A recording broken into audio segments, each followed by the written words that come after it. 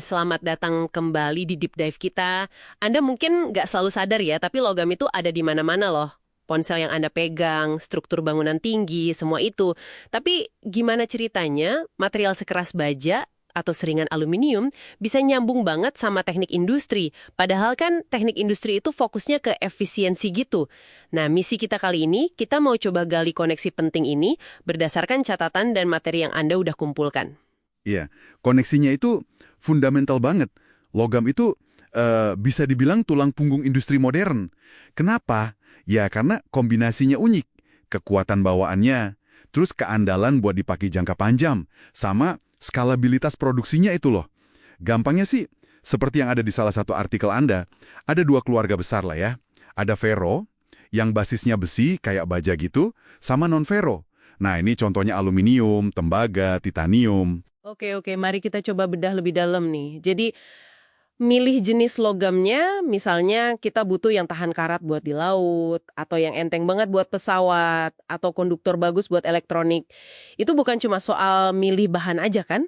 Catatan Anda ini menekankan banget kalau keputusan ini langsung berpengaruh ke metode produksi mana yang paling pas, paling efisien. Tepat sekali.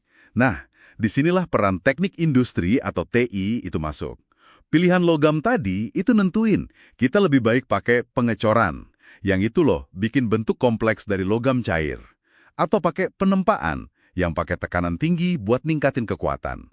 Atau mungkin permesinan yang motong material sampai presisi banget. Tapi gini, fokus TI itu bukan di detail metalurgi prosesnya ya, tapi lebih ke optimalisasinya. Gimana caranya ngerangkai proses ini biar paling murah, paling cepat. Terus, limbahnya paling sedikit, tapi kualitasnya tetap terjaga sesuai syarat. Itu tantangannya. Wah, saya jadi ingat nih, salah satu studi kasus yang Anda bagikan. Contohnya di perancangan sistem manufaktur. Insinyur industri itu nggak cuma milih mesin CNC buat motong baja, tapi dia ngitung parameter optimalnya, kecepatan potong, laju pemakanan, gitu-gitu. Malah optimasi di situ aja, katanya di beberapa kasus bisa pangkas biaya energi per komponen sampai 15%, lumayan kan? Terus dari sisi kualitas, gimana TI ngerancang sistem inspeksi? Kayak non-destructive testing, NDT, itu pengujian tanpa merusak sampel kan ya? Nah, gimana biar NDT ini efektif nemuin cacat, tapi nggak malah jadi bottleneck, nggak bikin lambat lini produksi? Betul. Kalau kita tarik ke gambaran yang lebih besar, coba deh lihat industri otomotif. Itu contoh klasik banget di materi Anda. Selalu ada perang antara logam sama material alternatif, kayak plastik atau komposit. Baja itu kuat, bagus buat safety, tapi ya berat. Nah, disinilah peran TI, kerja bareng ahli material.